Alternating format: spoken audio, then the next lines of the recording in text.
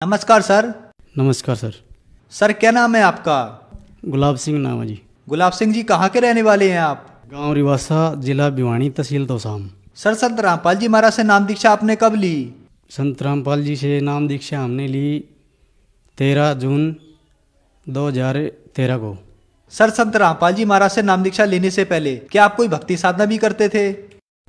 जी sir, हम बालाजी के भगत थे और परिवार में जो अन्य अनुपासनाएं होती हैं वो करते थे।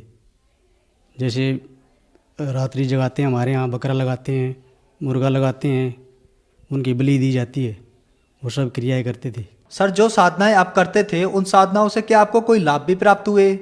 जी सर, इन साधनाओं से हमें कोई लाभ प्राप्त नहीं हुआ, उल्टा नुकसान ही होता था और अन्य कोई लाभ नहीं हुआ। नुकसान तो एक बार हमारा एक्सीडेंट हुआ, जब हम गुड़गांव में नौकरी कर रहे थे, हमारा अंगूठा कट गया और हाथ ऐसे धीरे धीरे हाथ मुश्किल से बचा। पूरा ये अंगूठा कटा हुआ हमारा, ये वहीं पे कटा था। ये हमारा अंगूठा कट गया था ये साधना करते करते। और एक हमारी घरवाली को बच्चा होना था, मंगलवार का दिन था और बच्चा होने वाला ही था। और बच्चा मंगलवार के दिन हुआ, लड़का हुआ और वो बिल्कुल मृत हुआ। उस दिन से हमारी आस्था बिल्कुल हट गई अन्य पूजाओं से, और बालाजी के भगत थे हम, हनुमान जी से भी विश्वास उठ गया भी हम इतना तगड़ा भक्ति करते थे और फिर हमारे साथ ऐसा हुआ तो ये भगवान है ही नहीं, या देवता भी नहीं माना। उसके बाद हमने छोड़ दिया, बिल्कुल ही नाम भी नहीं लिया। और व्रत भी किए थे, पहले व्रत भी बंद कर दिए। उस दिन के बाद कुछ नहीं करते थे, दारू बीड़ी शराब और मांस मिट्टी ये खाने लग गए थे, ये खाते ही रहते थे। सर फिर संत रामपाल जी महाराज की शरण में आप कैसे आए?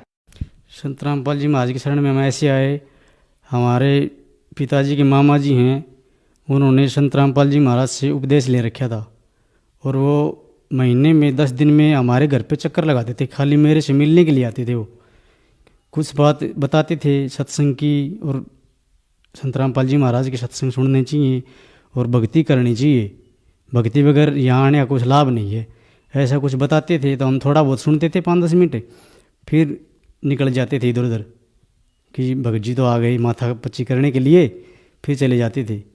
और ऐसे करते करते ये काफ़ी दिन बीत गए, 2-2.5 साल निकल गए। फिर हमारा पुराना गांव है मोदकारी, वहाँ जाके रहने लगे हम बच्चों को लेकर के, घरवाली को। तो भगत जी फिर गए वहाँ पे, टेक्चंद भगत जी नाम उनका। तो उन्होंने मेरे बताया भी गुरु बनाना पड़ेगा, ऐसी बात नहीं बनेगी। तो उन्होंने मेरे को सत्संग चिप में डाल दी, 2-3 सत्संग।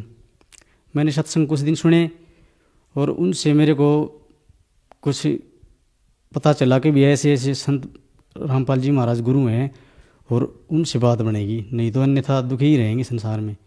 फिर एक दिन मेरे मन में आई भी आज मेरे को कोई कुछ मत कहना, मैं किराया भी नहीं लूँगा। घरवाली से बोला मैंने किराया नहीं चाहिए और मेरे को ऐसे ऐसे जाना है बरवाड़ा, नाम लेना है मेरे को, कुछ मत बोलना। मैं चला गया वहाँ पे और फिर नाम लिया। नाम लेते ही मेरे शरीर में इतनी राहत मिली जैसे 1 क्विंटल वजन उतार के साइड में रख दिया हो। सर संत रामपाल जी महाराज से नाम दीक्षा लेने के बाद क्या आपको कोई लाभ भी प्राप्त हुए?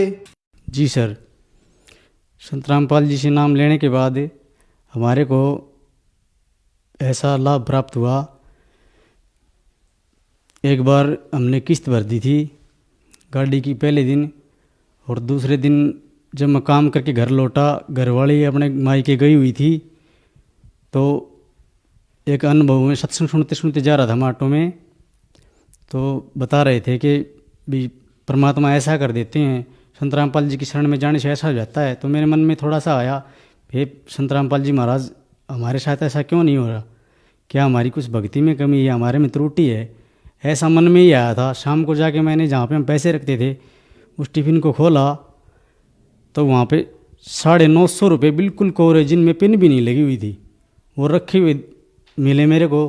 तो एक बार तो जो पैसे मैंने कमाए थे उनको देख रहा हूँ मैं एक हाथ में, अरे उस टिफ़िन को देख रहा हूँ ये पैसे परमात्मा आए कैसे। तो मेरे को खुशी भी हुई और मेरे को रोना भी आया है, परमात्मा मैंने आपके बारे में इतना गंदा सोचा कि आप ऐसा नहीं कर सकते मेरे साथ। तो एक लाभ मेरे को ये हुआ परमात्मा की तरफ, रामपाल महाराज की तरफ से। और हमने ऑटो की साई दी, फिर ऐसे ही भी पैसे बनेंगे दे देंगे, 50 रुपये से क्या होता है, एक ऑटो की साई दे आए हम। और 1 महीने का ठीक कर दिया कि 1 महीने में पैसे कहीं ना कहीं से बन गए तो ठीक है। तो दूसरे ही दिन पैसे का जुगाड़ हो गया परमात्मा के रामपाल महाराज की दया से, और हम ऑटो ले आए। उसके बाद काम ठीक ठाक चला और हरी बीमारी से पीछा छूट गया। उसके बाद फिर एक दिक्कत हुई घरवाली की और मेरी, तो मैं होने लग जाती थी सत्संग को लेकर के, भी आप ये करते हो यो करते हो, बच्चों से ठीक बात नहीं करते, और हमें भी इतना ज्ञान नहीं था। और धीरे धीरे करके घरवाली ये बोली मैं तो मेरे मायके जा रही हूँ, आप संत रामपाल जी महाराज को गुरु बना लिया, वो रूस के चली गई। फिर मैंने सोचा ये तो भाई और समस्या हो गई, बच्चों को भी ले गई। फिर मैं बरवाड़ा आश्रम में गया और आशीर्वाद के लिए रामपाल महाराज के पास गए, उनसे प्रार्थना करी, हे मालिक आप है ना ऐसी दिक्कत हो रही है, नाम लिया था हमने सुख करने के लिए, उल्टा आपत्ति हो गई है, तो वो भगतमती चली गई, हमारी घरवाली चली गई। तो गुरुजी ने आशीर्वाद दिया बेटा आ जाएगी।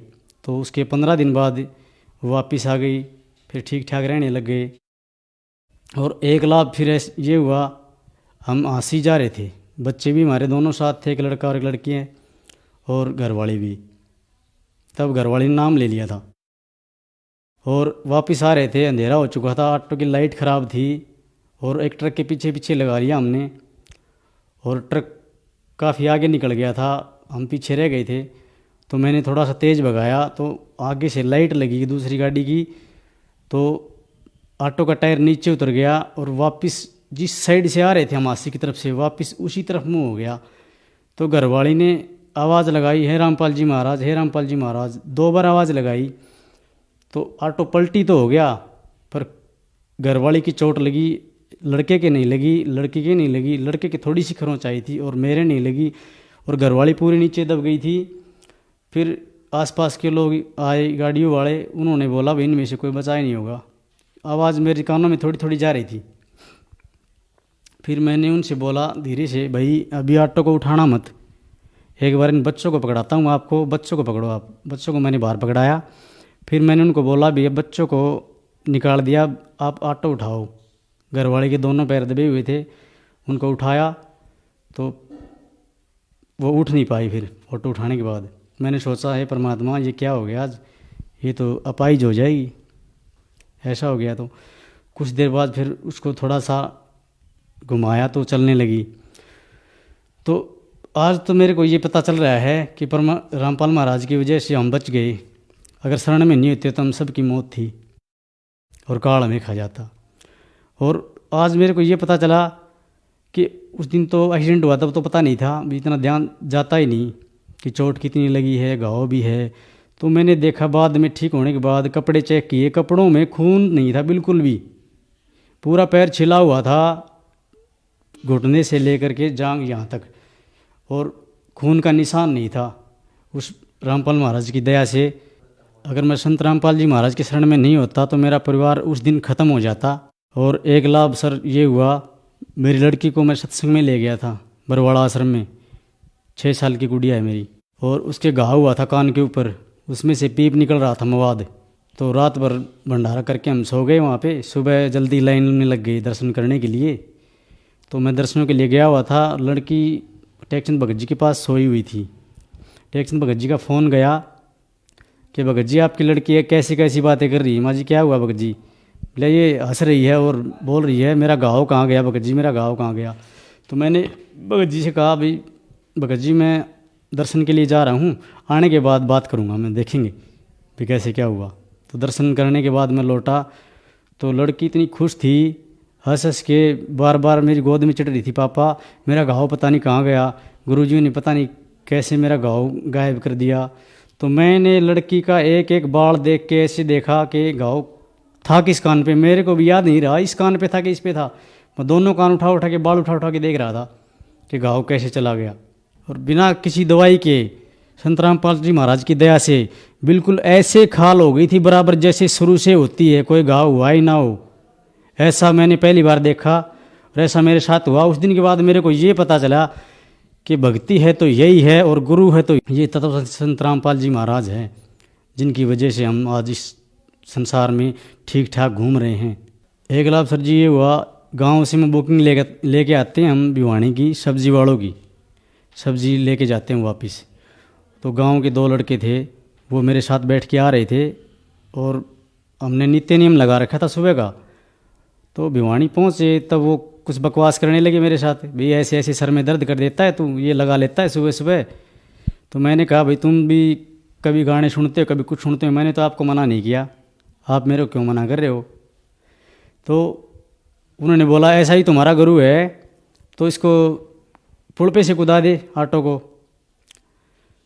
जब पुल के ऊपर चढ़ रहे थे, ये बातें चल रही थी, तो मैंने बोला भाई पुल पे से कूदा दूंगा, आप उतरना मत, आप भी किसी को मानते होगे। बोले हम तो मुंगीपा को मानते हैं, हमारे गांव में मुंगीपा का मंदिर है पहाड़ पे, उसको मानते हैं वो।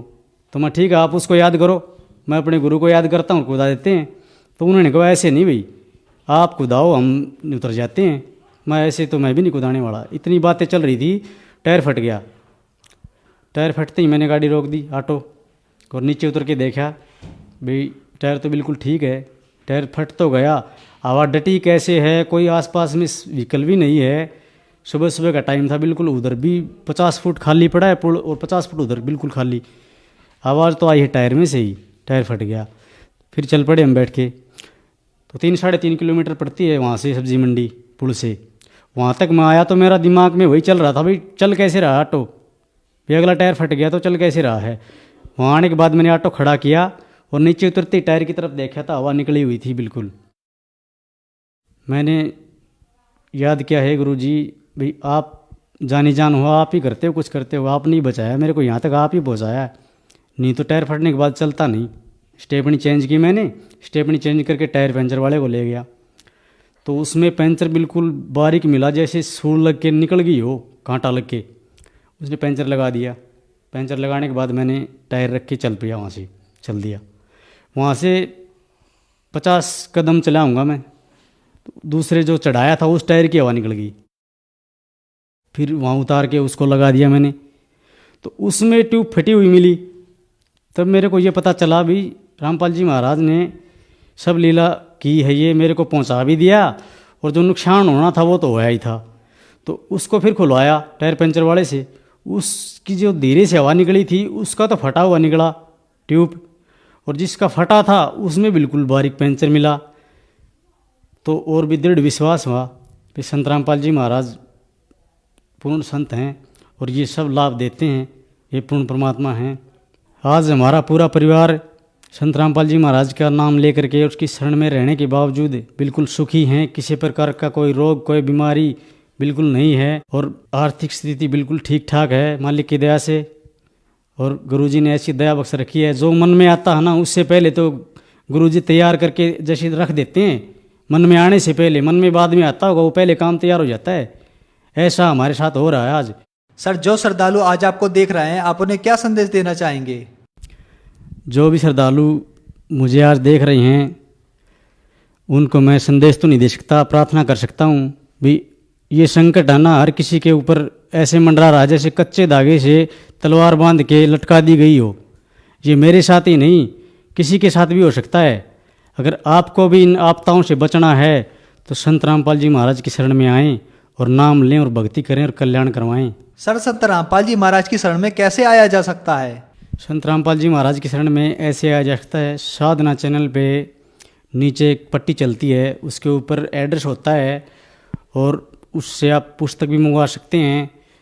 जहाँ जहाँ पे उस पर फ़ोन करके पूछ भी सकते हैं भाई सेंटर कहाँ पे है, नामदान स्थल सेंटर कहाँ पे है। और पुस्तक के माध्यम से भी और टीवी के माध्यम से भी आप ये सत्संग देखो, नाम दीक्षा लो और कल्याण करवाओ।